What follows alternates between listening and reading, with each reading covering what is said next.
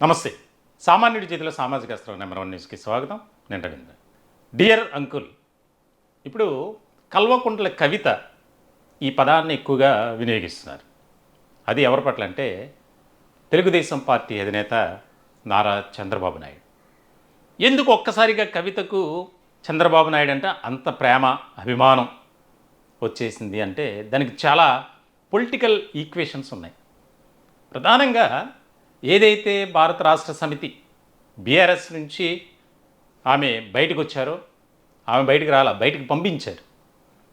So family పాలిటిక్స్లో భాగంగా కవిత బయటికి రావటం, తర్వాత తీవ్రమైనటువంటి ఆరోపణలు తండ్రి మీద, అలాగే ఇద్దరు నేతలు కేటీఆర్, హరీష్ రావు తీవ్రమైనటువంటి పదజాలంతో మాట్లాడారు.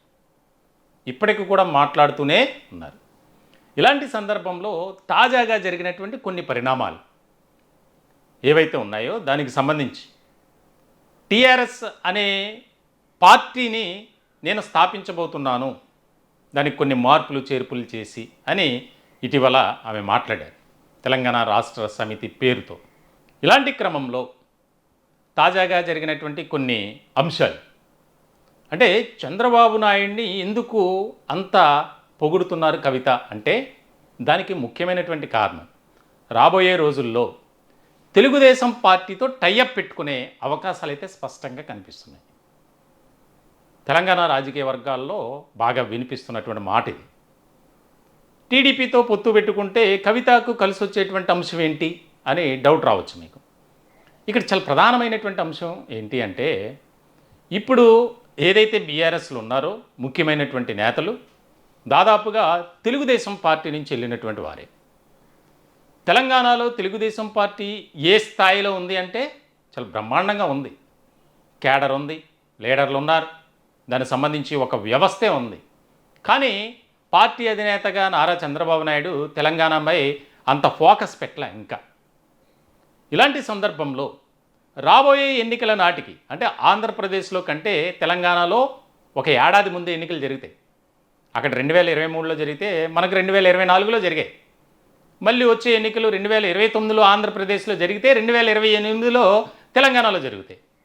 ఇలాంటి సందర్భాల్లో ఒక పక్కా ప్రణాళికతో ఇప్పటి నుంచే మనం ముందుకు వెళ్తే, ఒక ప్రత్యేకమైనటువంటి వ్యూహంతో అడుగులు వేస్తే అది రాజకీయంగా మనకి కలిసి వచ్చేటువంటి అంశంగా మారుతుంది అనేది ప్రధానమైనటువంటి అంశంగా కవిత భావిస్తున్నారు, ఆలోచన చేస్తున్నారనేది ఇక్కడ ముఖ్యమైనటువంటి పాయింట్.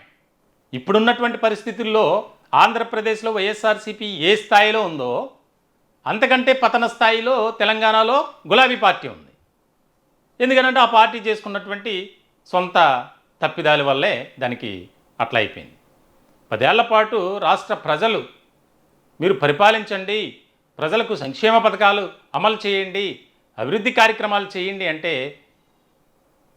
ఏ రకమైనటువంటి పరిపాలన చేశారో మనకు తెలుసు. అన్నీ కూడా అక్రమాలే, ప్రతి పథకంలో కూడా అవినీతి అక్రమాలే. అంటే ప్రతి స్కీమ్లో స్కామ్ ముడిపడి ఉంది. ఇలాంటి క్రమంలో ఇప్పుడు కవిత బయటికి రావడం ద్వారా కవిత ఎవరితో పొత్తు పెట్టుకుంటారు అనేది ఇక్కడ ముఖ్యమైనటువంటి పాయింట్. ఒక పక్కన గులాబీ పార్టీ నేతలు కాషాయంతో అంటే భారతీయ జనతా పార్టీతో కలవాలి, పార్టీని అవసరమైతే విలీనం చేయాలి అని ఒక ఆలోచన చేస్తున్నారు. ఇలాంటి క్రమంలోనే కేటీఆర్, హరీష్ రావు లాంటి వారు చంద్రబాబు నాయుడిని పొగిడినటువంటి సందర్భాలు కూడా చాలా ఉన్నాయి. వారే కాదు, గులాబీ పార్టీలో ఉన్నటువంటి చాలామంది చంద్రబాబు నాయుడు తీరుని, పరిపాలనను అబ్బే సూపర్ సబాష్ అన్న సందర్భాలు కూడా ఉన్నాయి ఎక్కువగా. మరి ఇటువంటి క్రమంలో కవిత కొత్త లైన్ తీసుకోవడానికి కారణం ఏంటి అంటే బీసీ నినాదం ఆమె తీసుకున్నారు. తెలంగాణ కాంగ్రెస్లో బీసీలే ఎక్కువ. అక్కడ ఉన్నటువంటి క్యాస్ట్ ఈక్వేషన్స్ ప్రకారం చూస్తే తెలంగాణ టీడీపీలో ఎక్కువ శాతం బీసీ వర్గానికి సంబంధించినటువంటి వారే ఉన్నారు. ఇలాంటి క్రమంలో రెండు పార్టీలు అంటే కవిత పెట్టేటువంటి పార్టీ కావచ్చు, లేదా తెలంగాణ తెలుగుదేశం పార్టీ, ఈ రెండు పార్టీలు కలిస్తే ఖచ్చితంగా మనం విజయం సాధించవచ్చు, బీఆర్ఎస్ను ఇంకా పూర్తిగా పతన స్థాయికి తీసుకువెళ్ళచ్చు అనేది ఒక అభిప్రాయం. ఇలాంటి క్రమంలోనే గత ఎన్నికల్లో కానీ ఉప ఎన్నికల్లో కానీ స్థానిక సంస్థల ఎన్నికల్లో కానీ తెలంగాణ తెలుగుదేశం పార్టీ నాయకులు కాంగ్రెస్ పార్టీకి సపోర్ట్ చేయడానికి ముఖ్యమైనటువంటి కారణం ఏంటంటే తెలంగాణ కాంగ్రెస్లో కూడా ఎక్కువ మంది తెలుగుదేశం పార్టీ నుంచి వెళ్ళినటువంటి వారే ఉన్నారు.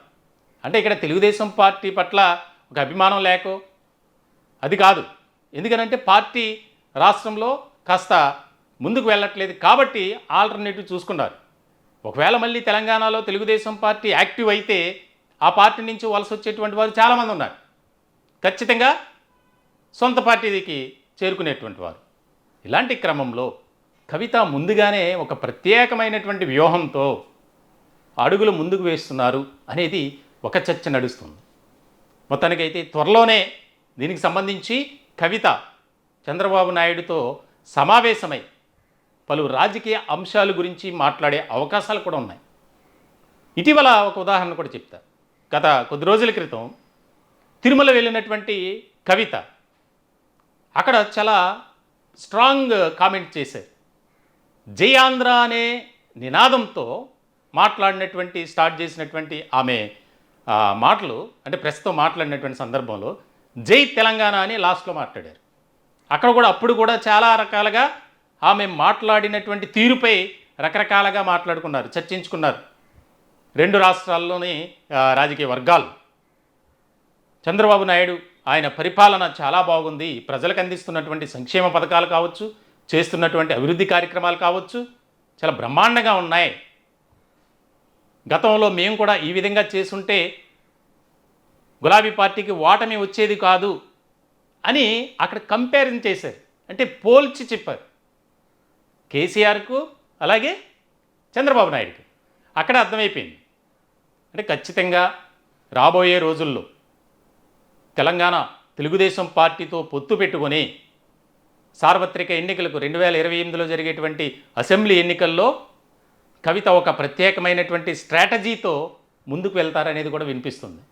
మరి దీనికి సంబంధించి చంద్రబాబు నాయుడు ఎలాంటి ఆలోచన చేస్తారు? ఎందుకంటే ఆయన ఫోకస్ అంతా ఆంధ్రప్రదేశ్ పైన ఉంది. అందులోనూ పరిపాలనా పరంగా మనం కూటమిగా మరికొన్నాళ్ల పాటు అధికారంలో ఉండాలి, ప్రజలకు మంచి పరిపాలన అందించాలి, ఈ రాష్ట్రానికి మనమే దిక్కు అన్న విధంగా ఆయన ఆలోచన విధానం ఉంది. కాబట్టి పక్క రాష్ట్రంపై అంత ఫోకస్ పెట్టేటువంటి పరిస్థితుల్లో ఆయన లేరు. ఎందుకంటే కాంగ్రెస్లో ఉన్నటువంటి ముఖ్యమైనటువంటి నేతలంతా చంద్రబాబు నాయుడు గారి శిష్యులే. ప్రధానంగా ఇప్పుడు రాష్ట్ర ముఖ్యమంత్రిగా ఉన్నటువంటి రేవంత్ రెడ్డి ఆయన కూడా చంద్రబాబు నాయుడు శిష్యులే ఒక రకంగా రాజకీయంగా. సో మొత్తానికైతే చాలా ఈక్వేషన్స్ ఇక్కడ కనిపిస్తున్నాయి. ఏ రకమైనటువంటి పరిణామాలు చోటు చేసుకుంటాయి, ఎలా ముందుకు వెళ్తారు? కవిత స్కెచ్ వేసినటువంటి విధంగా ఆమె ప్రత్యేకమైనటువంటి వ్యూహం ఏదైతే ఉందో దాని ప్రకారం ముందుకు వెళ్తారా? ఇక్కడ కలిస్తేనే బాగుంటుందనేది కూడా చాలామంది అభిప్రాయం. ఎందుకంటే తెలంగాణలో అంత యాక్టివ్గా పార్టీ లేదు కాబట్టి దీనికి సంబంధించి ఏ విధంగా ముందుకు వెళ్తారనేది కూడా ఇక్కడ చాలా ముఖ్యమైనటువంటి పాయింట్గా మారింది. చూడాలి ఏ రకమైనటువంటి పరిస్థితులు ఉంటాయి, ఎలాంటి సమీకరణాలు ఉంటాయి అనేది చాలా ఆసక్తికరంగా మారేటువంటి అంశం. ఈ టాపిక్పై మీ విలువైనటువంటి అభిప్రాయాలు కామెంట్ రూపంలో తెలియజేయండి. దయచేసి మా ఛానల్ని సబ్స్క్రైబ్ చేసుకోండి. Thank you.